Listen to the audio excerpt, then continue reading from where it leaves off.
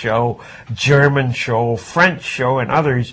And he developed this one channel into what we called the Worldview Channel. That's what they called it. And today, if you go to MSG, they have 10 channels.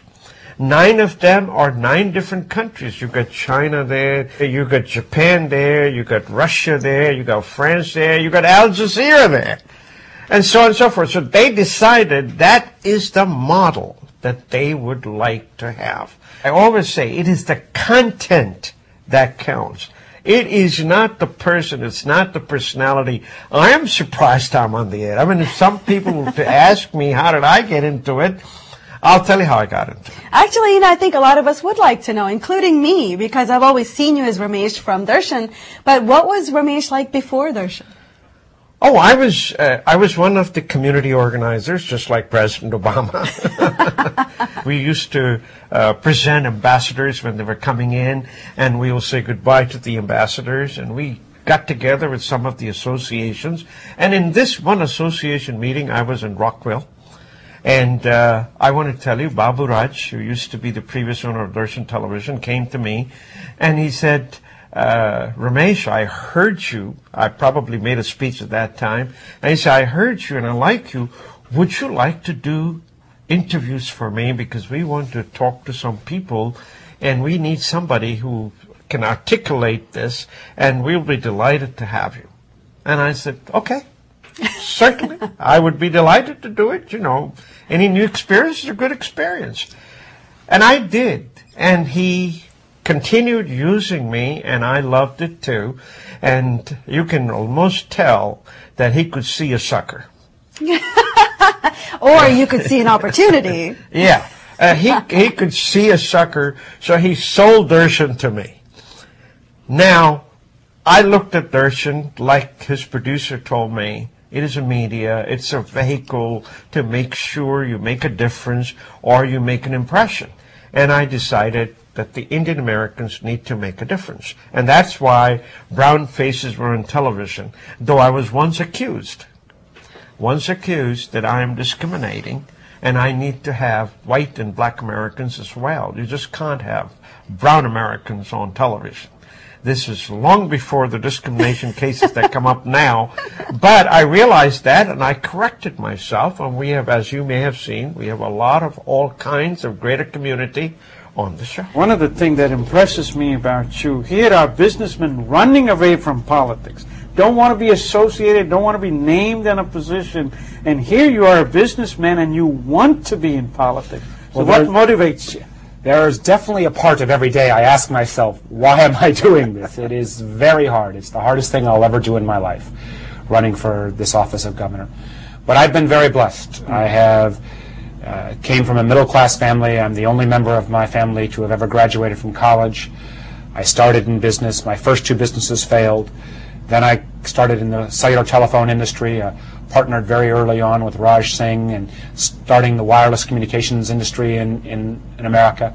Have ended up going into the venture capital area, started Nextel, have been able to start now over 50 high-tech businesses. And my feeling is that most people in politics don't understand the ramifications of the information technology revolution and how it's going to change the world and all of our lives. And I felt that I could maybe add something running for governor with an understanding, a business understanding, and an understanding of IT and the information age that other politicians might not have. In a way, that criticism actually helped Darshan to become even a bigger and broader thing, because you showed that you do care about assimilating into our environments. You do have the reach to go out into the community and pull in people from all sides, all realms. So it was actually refreshing being someone watching the show to see, oh wow, you know, it's not just brown people. You know, I can have someone who's from any race, be it, you know, white, black, Chinese, Filipino. We've had just about every race covered on this show. That's true. And it just shows the fact that we as Indians can reach out, can work together with these other members of society, and that this show is a forum not just to showcase what we can do, but showcase how these partnerships and other folks are involved with the community as well. The District of Columbia is proud to commend Darshan TV for its contribution in the Greater Washington metropolitan area. Now, therefore, I, the Mayor of District of Columbia, do hereby proclaim August 15, 2001 as Darshan TV Day in Washington, D.C., and call upon all the residents of this great city to join me in commending this television show for its contribution in the news media field. Anthony A. Williams, signed, Mayor of the District of Columbia. This is Charlie Williams, and you're watching Darshan. Before, when Indians were trying to find their way in this country, we were very timid and very shy, and we didn't necessarily speak out. These days, though, it's a different story. I think you're finding the Indian voice coming out all sorts of ways, not just in the business world, but in the politics world, right? Yes. I mean, and that's why maybe over the years you've seen Darshan take a decided bent towards politics. In fact, it's usually the first topic of discussion between the two of us. And there's a reason for that. Not only does the community here care about what's happening here in the United States, we are participating in that process. You know, it used to be, you're talking about evolution of a community. It used to be when we first came here, we really didn't understand U.S. politics. We didn't participate. Yes. If anything, we had interest back home, what was happening back home with the BJP and the Janata Party and the Congress Party. And so we would talk about those stories. But the second generation of Indian Americans here, they see, hey, there's a whole new opportunity that lies in this country, not back home, That's to participate. True. Our lives are here. Our lives are here now. I mean, let's talk about what's happening on the national scene. We've seen now two very prominent Indian American governors. Let's start with Bobby Jindal from Louisiana. He was here on Darshan television. Every week at Darshan, we like to bring you the movers and shakers.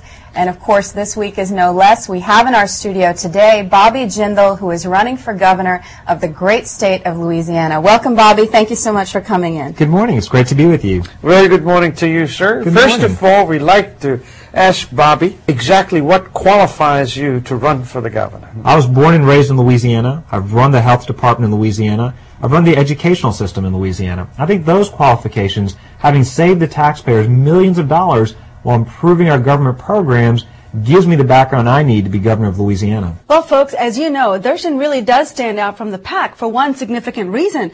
We went national in 2010, and that means we air across every major metropolis across the country. That's right. That gives us a reach that really no other show here in the United States really has. And forget about national, we are international. We even reach out to folks in Australia and New Zealand, and we regularly get letters from across the country because people are tuning in, catching us and saying, wait a minute, that show is intellectual. That's right. And I like the discussion that's happening there. That's right. We've been very fortunate.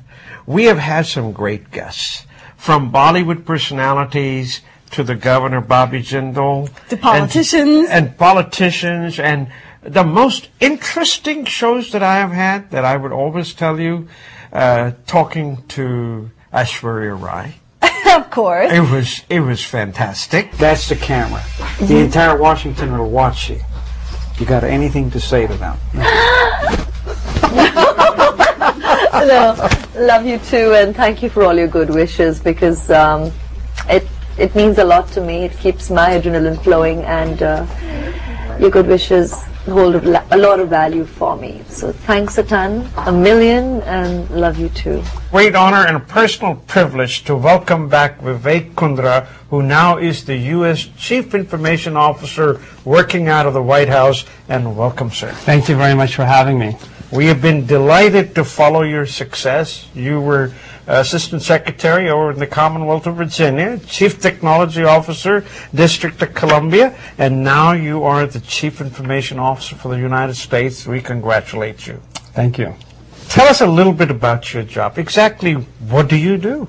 Sure. So the president has committed to making sure that we leverage the power of technology to move this country forward. And for the first time, the president appointed a chief information officer and a chief technology officer. Folks, I'm lucky to have today a guest, Ed Moy. He's the director of U.S. Mint. I'm surrounded by gold, and thank you very much for bringing all these samples. It's great to be here, and Ramesh, no matter how nice you are to me today, you are not getting any free samples. Thank you. Thank you very much for telling me that. Folks, Ed Moore is the new director of U.S. Mint, and he has come out with one of the most fantastic coins to celebrate the Olympics in China.